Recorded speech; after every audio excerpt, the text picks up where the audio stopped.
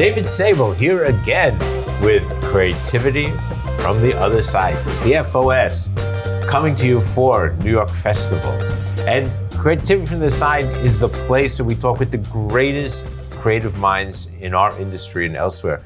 People whose very essence is just being creative 24/7.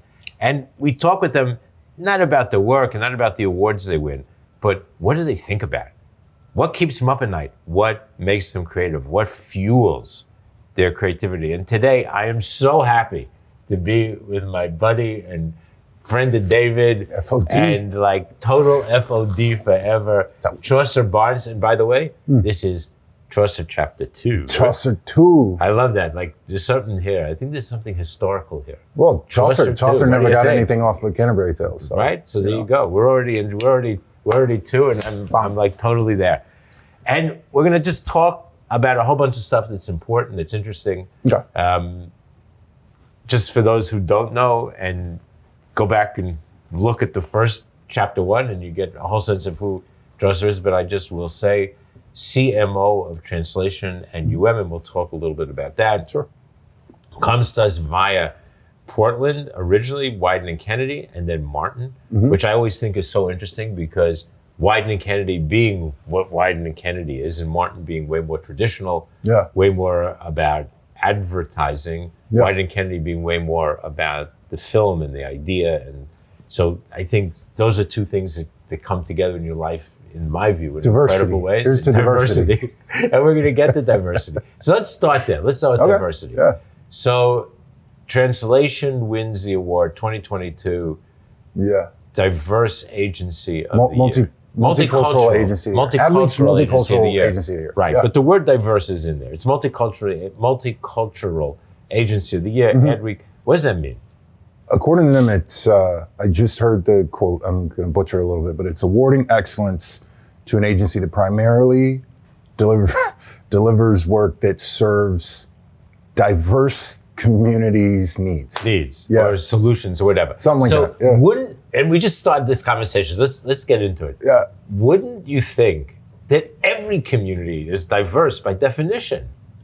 Not only would I think that, I would also think if you're not doing that, how could you be excellent at mass persuasion? Right. Like how?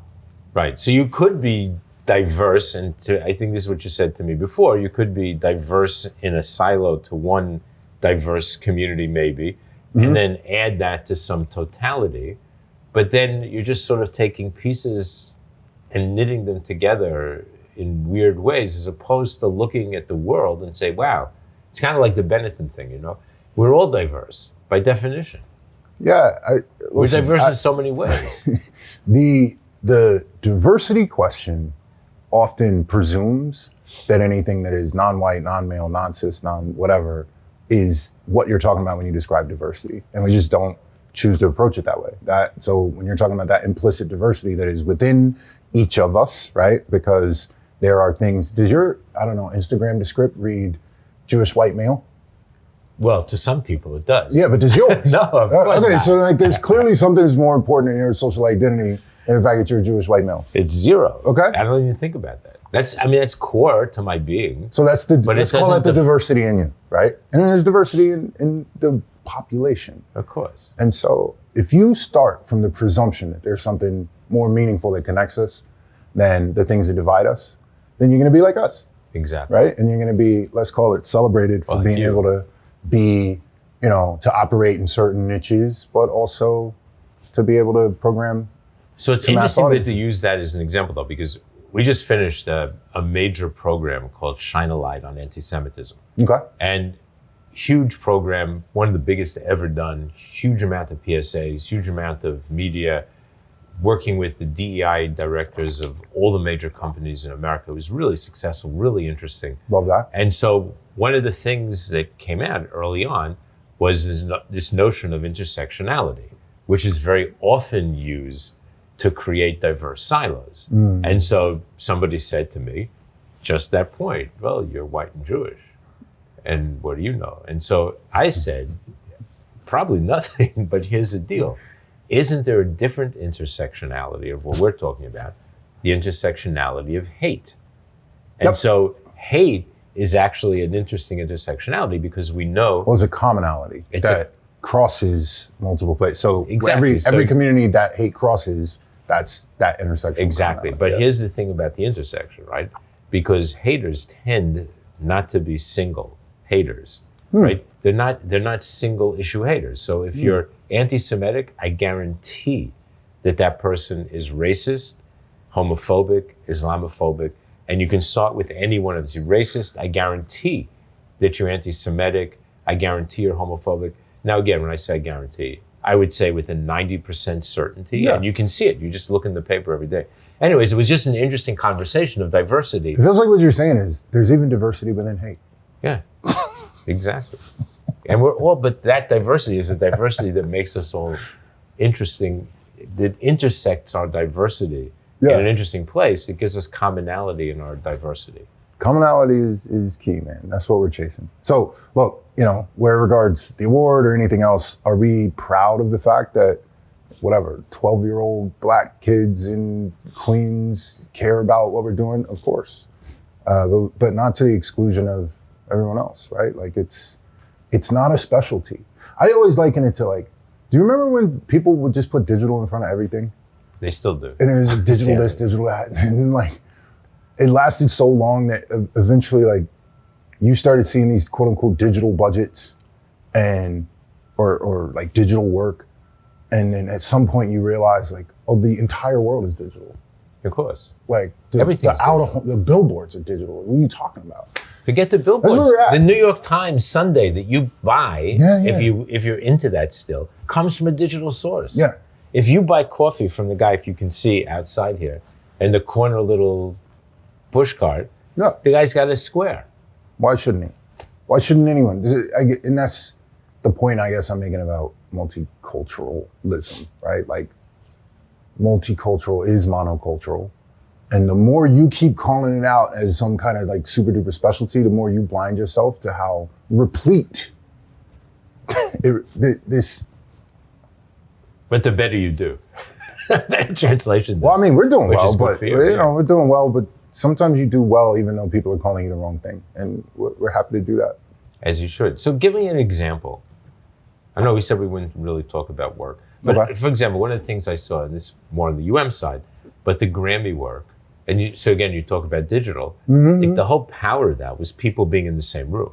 Oh, our Grammy, our event. Yeah, it was amazing. Yeah. I just watched that, thinking, wow, I wish I had been there. It was an amazing. You didn't find me. You know what? It's going to be an institution. You come to the next one. All right. The Grammys event and moment was something that we had been thinking about for a long time. And I think, when you think about the Academy itself, there's clearly this tension between where pop culture is going and where the Academy is trying to keep it, which is why there's always hubbub about, I don't know, this person winning over that person or whatever it is. But the Academy knows that if they're going to at all salvage their relationship with, certainly the artistic class, but I would argue even the audience base, that they're going to have to embrace independence and they're going to have to embrace international. And so when we pop up in LA and we're having this Friday night celebration of independence, I mean, at this point it was Toby Wigway, it was Russ, it was Brent Faiyaz. We are celebrating something that we know is kind of overdue. And the most important thing is that we're not there momentarily celebrating it, right? That's what I'm saying. It's an institution. We'll be back next year and the following year because this is a beachhead that this sector of the entertainment space and the music industry specifically deserves. And so we're not up there putting just United Masters artists on that stage. We're there to, be in service of creator-owned IP and be in service of the people that, really want to shop those creators. And it had interesting people on stage. I think so. I mean, I was fascinated. Yeah, I loved the discussion. We had a great time out there. Yeah. It was not just the music. How about this? If we're talking about the multicultural thing and the work associated, I think one of the places I would circle for us is we released some work for Beats around LeBron and his son, Bronny. Right. And when it came out, it was right around the time of the multicultural announcement. And I was kind of a little sarcastic on whatever, LinkedIn or whatever I posted it. I was like, hey, look at this multicultural work, right? This is about This is for people who have known or who have been a dad. Like, this is a niche group that we've like clearly figured out, and we've decoded people who've like known or had or been a dad. I love it. It's brilliant though. It's so like, think about what it means. Most people do not do whatever it is that they do at the most elite level that they're mentioned with the GOATs.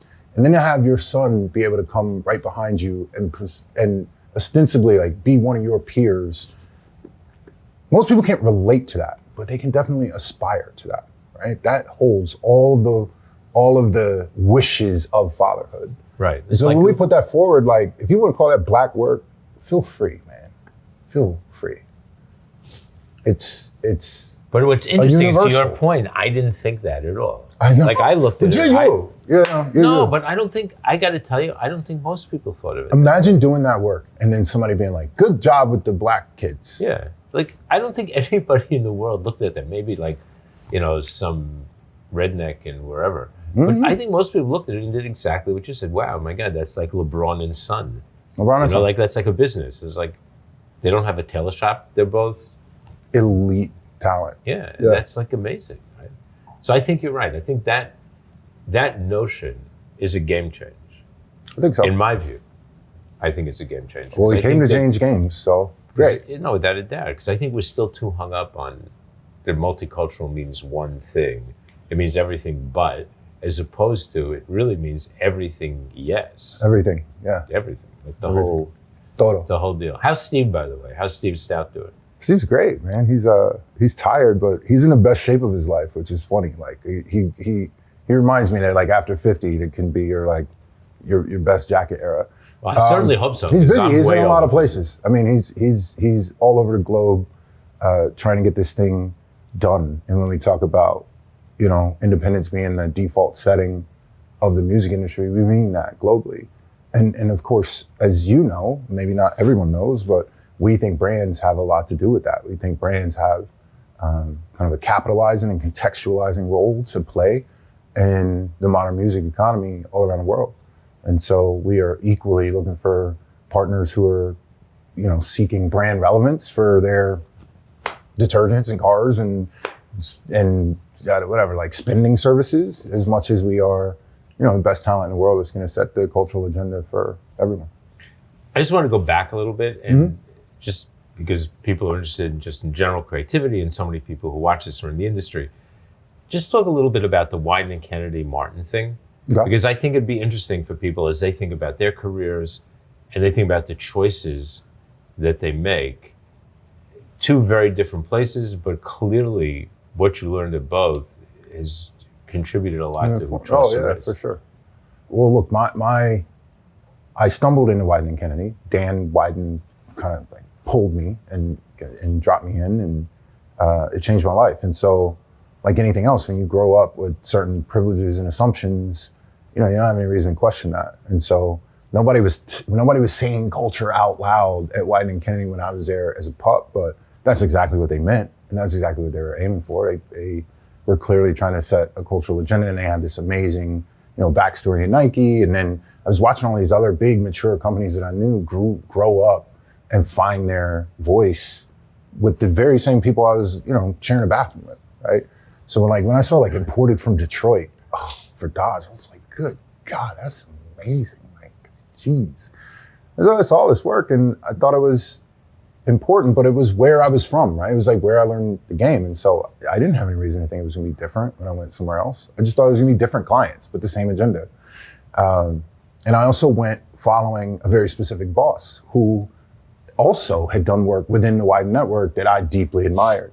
And so when I got to Martin, it was just like, yeah, I'm just do that thing. I'm just going to do it with Geico and somebody else instead of, I'll do it with Geico and Walmart instead of Nike and Old Spice. And that is game changer though. Yeah, but I didn't know that, right? You're just a kid. you're like, those are big commercials. Those are big commercials. Right, I got you. Yeah.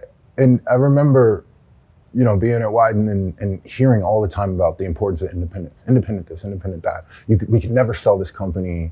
It will never belong to the holdcos. And it just doesn't mean anything to you. It's like, like a kid from here doesn't, like he might be able to recite the Pledge of Allegiance, but he doesn't like know what that means until he's got to go to war for it, right? But he was the only one who actually kept it. It's interesting at the, My understanding is he wrote it down into the bylaws. In Cannes in one year, and he won Agency of the Decade, whatever it was, Yeah. the guy. And he came up, and I was sitting, of course, with my people, the WPP people, and sitting next to us were all the Omnicom people, and sitting next to them were all the IPG people, et cetera, et cetera. Yeah. And then Wyden gets up there and basically said, screw all you holding companies. You all go to, he was Cultural leadership, man. And the place went wild, and all the guys were looking at it. Yeah. But the truth is, he kept to it. Versus, as we know, other people in the industry who have said they'll never sell. And they did when the price got high enough. Yes. He was never for sale. No. God bless Which I you, think Dad. is amazing. I hope it stays that way. I have no reason to think it won't. But I just know that was something that we talked about in the hallways and we heard about a lot, and it just never occurred to me what that meant until I got somewhere. And by the way, as IPG shops go, Martin really had the run of the roost there. It wasn't like I saw like IPG suits coming in and leaning over anybody's shoulder or anything, but I could feel the presence of, we're doing this for different reasons, and we're making different choices that are informed by the fact that we have this VIG or whatever it is. The truth is, I always liked Martin. Martin's a great shop, especially now. It's like crazy. Danny and Kristen, like these. I haven't had much opportunity to hire ad agencies because I was always on the other side. But when you do, you should get one that. No, I got you. Don't worry about it. You're on my speed dial. But there were a couple of projects that I was on. One was for the city of New York, a couple of others where I was asked to lead the pitch and to find the agency, to lead the reverse side of the pitch. And we completely turned it on its head. We didn't do the usual bullshit that you have with all the consultants, where you got to come in and do the 42-page answers to the questions, which you all know, and then come in and pretend and spend millions of dollars to set up your agency to look like something that it's actually not. So we just made it really simple. We asked 4 questions. And it was a government pitch, so we had to be able to. Never ridden on a government pitch. Oh, it was really cool. And so it was, at the end of the day, though, my point was we hired Martin. And I was so impressed. I don't know what era that was, but impressed. It's an impressive organization. They did such a real job of just cutting through it all, coming with an idea. One of the big New York agencies threatened to sue us. Sue the city because they said we gave it to somebody outside of New York City. And we said, well, we did it because they were the best. Like, we're hiring the best agency. So if what you're saying is that you should be hired only because you're in New York and you're not really that good, that's fine. We're ready to hire you. So if you want to sign that paper, let's do it. That's what you want to stake your reputation on. They dropped the suit. It was pretty interesting. Anyways, I always liked Martin. Let's talk about AI. And the reason why I talk about AI, I've been writing a lot about AI. Everybody's writing about AI. I'm not alone. Even the AI is writing Even about the AI. AI is writing. So I interviewed. Oh, you're one of the Chatbot. trusted, Oh, I did a great, I was so proud of it. Yeah. I interviewed Chatbot and I said, Chat GPT. And I said, okay, like, should we be worried about you? And basically I asked it the questions that are important to me. Like, should you be regulated? The answers were unreal. You have to go read it. Okay. Basically, it said yes. Like, if I'm in the wrong hands, if the wrong people program me, and if the wrong people use me, it could be dangerous. Yeah. And I thought, wow, that was pretty cool. Like, is nobody paying attention? Everybody's paying attention. They just, look, I but think like we're everybody's paying paying attention attention to climate change too. And like, look how slow that's And look going. how slow that is. Yeah. So what do you think? Is it going to put us all out of business? Well, people's anxieties about technology, I think I'm going to credit this to Ezra Klein. I know he was quoting somebody else, but I thought this was the right tempo. People's anxieties about technology usually boils down to their anxieties about capitalism, right? And when you really give that some thought, I think the winners and losers of it all, of which I'm clearly a winner, right? Like, I get to sit here with David Sable and kick it. I think there's... Lucky me. I think there's just a lot of opportunity. No, I agree, but what I'm saying is a little different. Do I think that when I watched the Super Bowl this year, I was embarrassed for the industry. Just embarrassed. Like, what Tell is me this? why. Because it was, first of all, seemingly nobody took note of what, it's funny because Martin comes up in this, of what Coinbase did last year by just kind of just divorcing themselves from the recipe of a Super Bowl ad. The Super Bowl ads were Super Bowl ads. It was a Super Bowl ad that AI could write, for sure. Almost like to the letter. It was like, this celebrity, that celebrity, surprising context, joke here, joke there, blah, blah, blah. I agree. I thought every single letter was exactly the same. Yeah, I agree. This is so what it was. It was like you don't expect car commercials to be anything except for like the car going around a curve in a slick road, or like maybe it was some off-road, depending on what it is. And then every once in a while you'll get like Matthew McConaughey rubbing his fingers together and thinking about some shit, whatever. Which was cool. You know, like there's a slight degree of variance in certain like genres of communication. But the Super Bowl, to me, should be, and I feel like the whole industry was given permission last year, should be this canvas for your best thinking. And if your best thinking is what it's been for 15 years, like, I don't even know what to tell you. That will almost certainly be gobbled by AI. The joke with I just saw a former colleague of mine, whose name escapes me now, just wrote that he asked ChatGPT to write a Super Bowl spot to convince people that human writers were better than AI.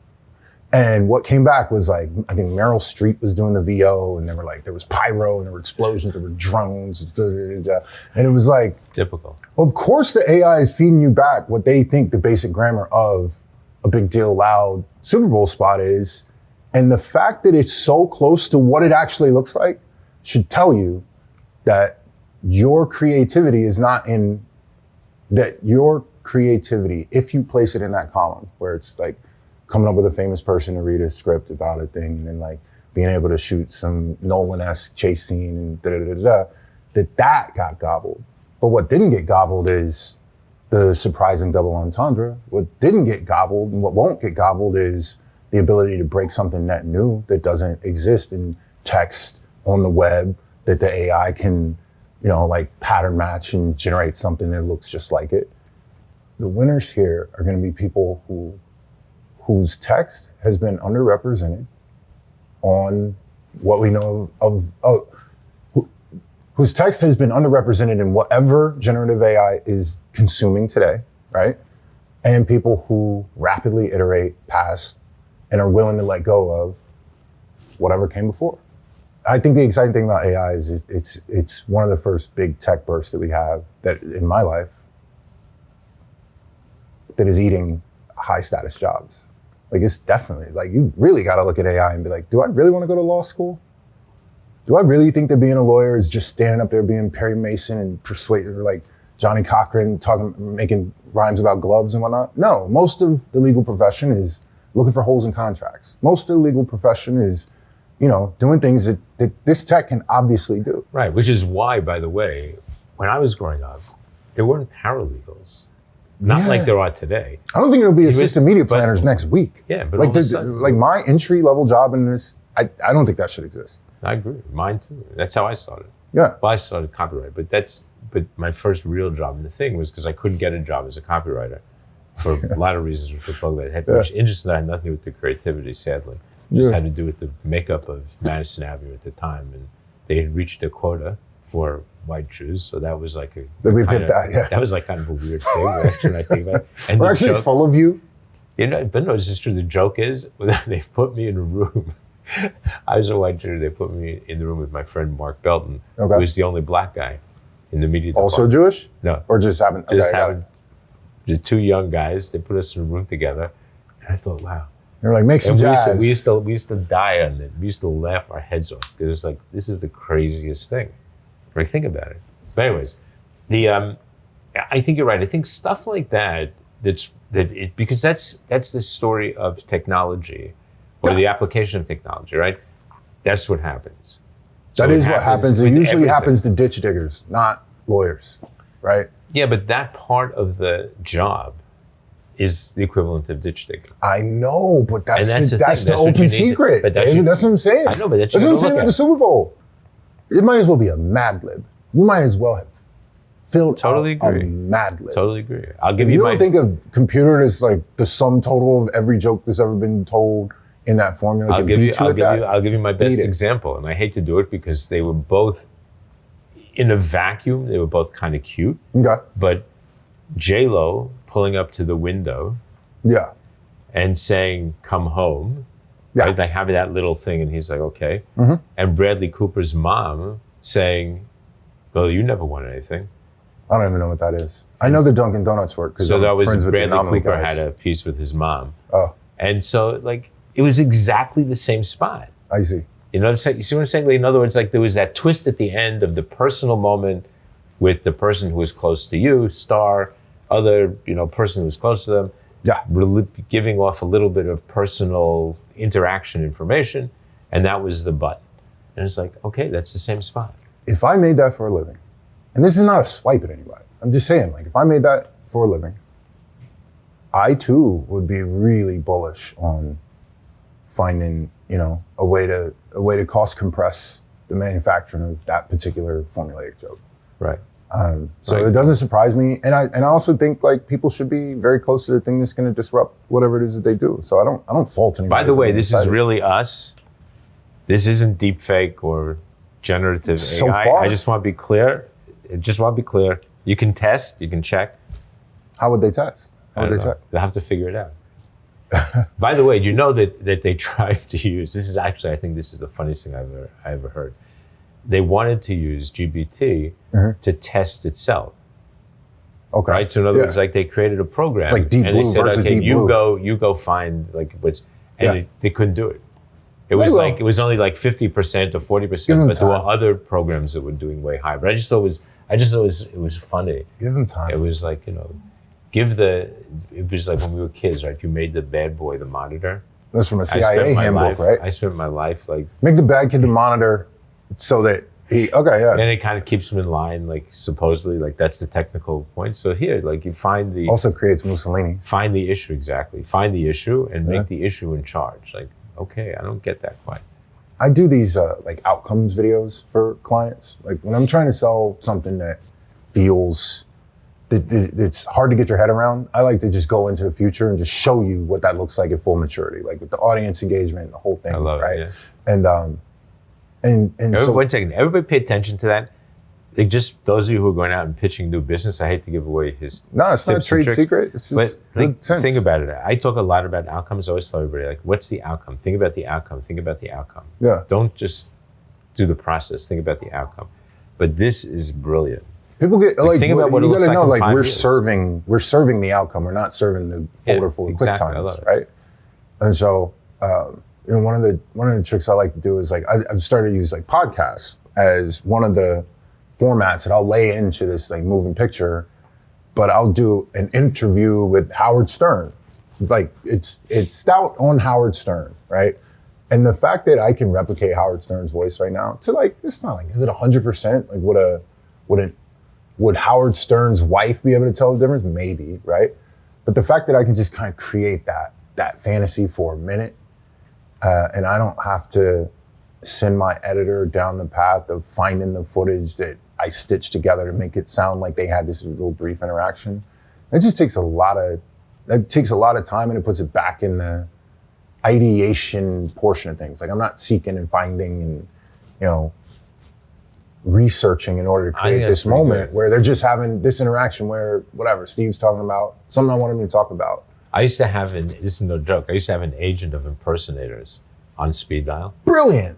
Damn, that's your second. Wow. I'm going to get that. No, because we didn't have technology. No, that's fantastic. Well, we did actually. Speed dial was technology. But I had a guy who represented, like, you have no idea how many people there are in the world who can do incredible impersonations. Oh, wow. And none of them are stars. None of them get paid a lot. And they were all so happy to come in and do voiceovers in a voice. It was amazing. Jeez. I did that for years. Please, bro. You see why I'm here? That's just because I'm old, man. I got like that's really good. I got tips and tricks. Let's change it. This is about recession. Okay. So there was a recession, there wasn't a recession. Now they're saying there might be a recession. What does all this have to do with brands? Like, what should I be thinking about? Should be thinking about growth, man. Like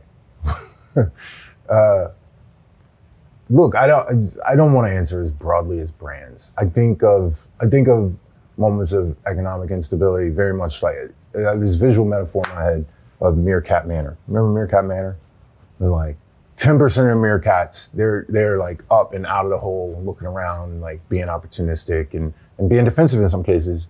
And then like 90% of the meerkats are on the ground. That's just what happens when things get tight. Like you got a lot of people that go to the mattresses and they're just like, yo, let's just gas up the search budget and clean up the UX and just dump it all in programmatic and sell these widgets. Right? By the way, go to the mattresses is a reference to The Godfather, just in case anybody didn't get that. Yeah. For those of you who aren't as old as me, or even as him. Yeah, they tuck in and they go to the things that they know. But then there are these other people that recognize these moments of economic instability as the moments in which fortunes are made and the moments in which, it can really profoundly change their business. And the ones that, it doesn't matter what category you're in, doesn't matter your position in that category, the ones that really have their head out of the hole because they recognize that hard kitchen table conversations are going on in people's homes, or they recognize that their competitors are slowing down because they don't have any more sense than to like take this moment and take their market cap and their largesse and deeply invested in disrupting themselves, or whatever the advantage or the alpha that they're looking for is. There are a bunch of brands out here that recognize that now's the moment to move. And those are the ones that I want to be in business with. I don't want to be in the business of trying to defend the premium for your whatever it is at a time where people are having hard kitchen table services. I don't want to be in a defensive posture at all. Like, this is an exciting time. What I find amazing, and I was reading some of the stuff that you had been saying about this. When I started in the business in '76, like in the official business, like a real job, as opposed to just selling copy and shit. We were coming out of a recession, or we were in a recession, whichever it was. But I remember when I came into the agency world, which was at the time Y&R, which was the mecca. That's where I wanted to be. And it was in the training program, yada yada. There was a study done that showed over the years, since whenever there was a recession, the agencies that invested in their brands. So it wasn't just that That's so obvious. Like, it is obvious, but it's not. It's still not obvious today. It blows my mind. No, but it is obvious. It's just not embraced. Yeah, but I don't think they think it's obvious though, because I think they think somehow they're going to come out of it, and then the world just goes back to what it was, and then so you stop here, stuff happens. There's a recession. You don't think anything's happening. You think you're going to come out of it, and it goes back to there. But that's not what happens, right? And so, even if you're not the disruptive brand, to your point, people are having hard conversations. So if you're something that people love, and you stay in their face and make them feel good, and so you become the thing that grounds them, that makes them feel like, okay, there's hope in the world because Chaucer still talks to me, and that's a big deal. Then you're going to come out of it way stronger than the guys who put their heads in the ground and were hoping that when they come out of it, everybody's just going to go back and buy their product. Yes, and also if you, I'm not just thinking about advertising when I say that. Like the way the brands behave can be the products that they develop, and no, I agree. There's all kinds of levers you can pull. But I'm in these streets, David. I'm out here. I'm talking to marketers, executives, chief legal officers, etc., and I'm getting a sense that, just like the meerkats, some of them are pulling in, and I don't care how much I like your brand or what I think your opportunity is. If I know that you're constricting right now, I don't want to have anything to do with you. Like, I'll talk to you in fair weather, I suppose. Right. Fair weather friends we don't need. Yeah. Tell me about the ownership economy. The ownership economy is one of the ways that we have started to talk about the creator economy, especially with brands who really need to understand that when we're in music, because of its implications to youth culture more broadly, in addition to us really trying to solve a hard problem that is close to us and native to us. And so, the most important thing when we start talking about music, people get distracted by like, well, what does it sound like? And what do the people look like? And how many followers? And da-da-da-da-da. And when we talk about the lift in interest and actualized interest in just young people under 30 registering LLCs, what you see is just like this broad sweep. People are determined to not just be self-employed per se, but they are determined to find a way to crack the kind of economic code and there are more options available to them than ever before. So you can look at any piece of research and you'll see anybody under 25, like a broad majority of people under 25 want to monetize their social identity in some way, shape, form, or fashion. And the older you are, or the further away from it you are, you might look at that and be like, oh, yeah, everybody wants to be a star. They're so narcissistic, or they're so this, that, or the other.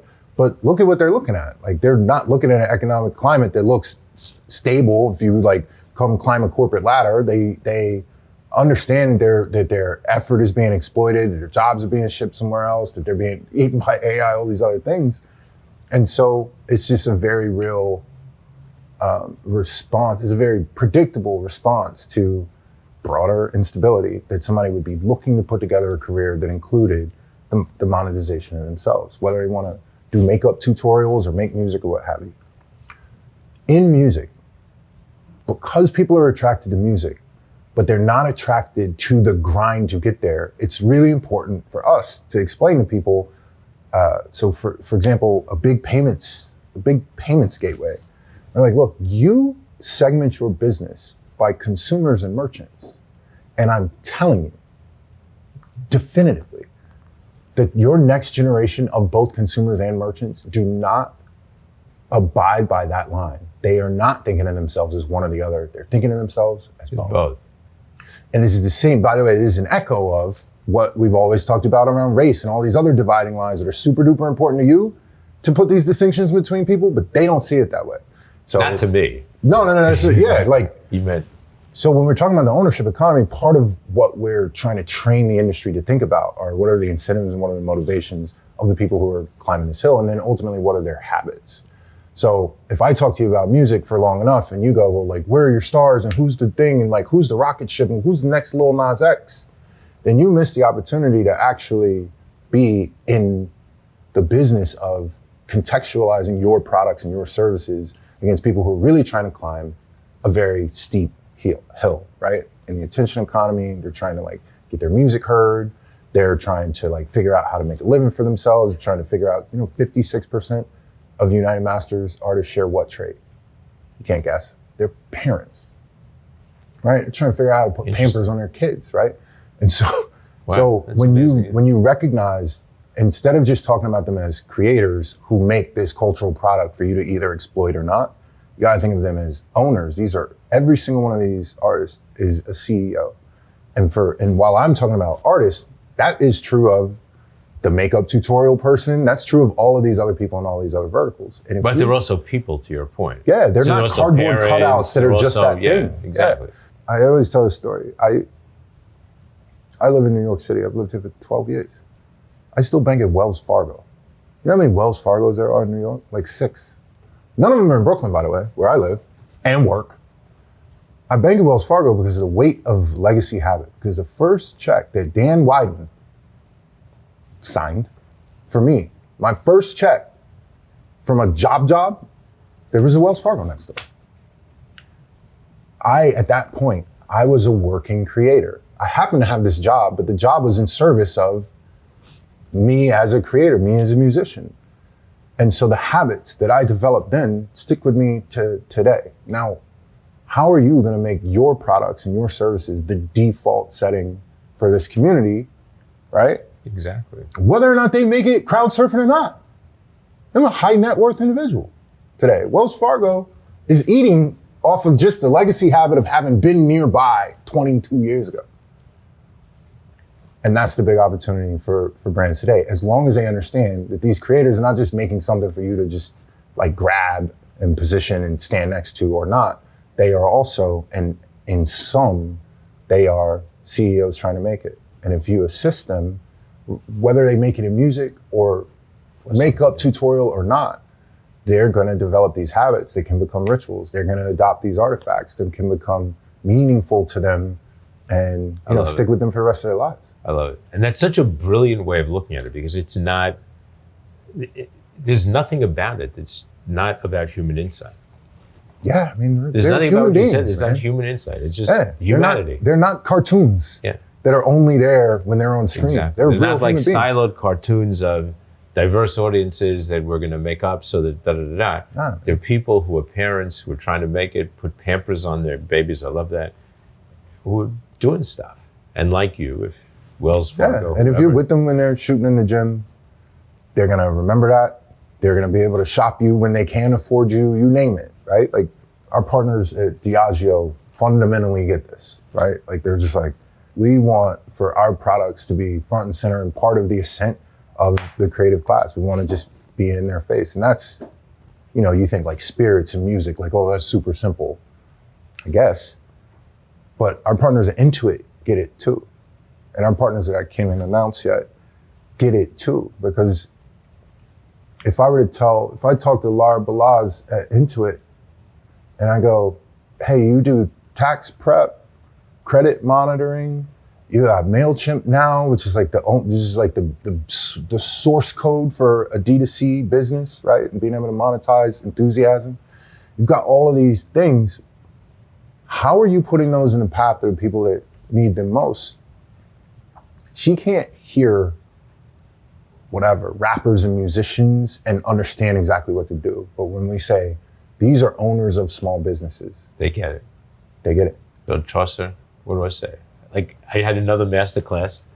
Chapter 2 was I just need your plug for the guys that do impressions. I'll give you the number. Until the AI gets great, that's the move.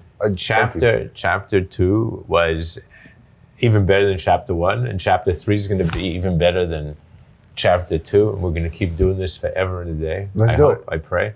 You're just a wonderful friend, and to that end, last time I didn't give you this. I'm not sure if it was like we were too cheap last time, or maybe it was COVID. I think you got a bag. I got a bag last time. We couldn't get T-shirts made, but once again, a Creativity from the Other Side T-shirt with an FOD in the middle. Oh, snap. So this, I can only earn this. I can't buy this, right? No, you cannot buy this. Actually, I was thinking of buying it. So anybody wants to buy one, send us a note. No, the money has to go to charity.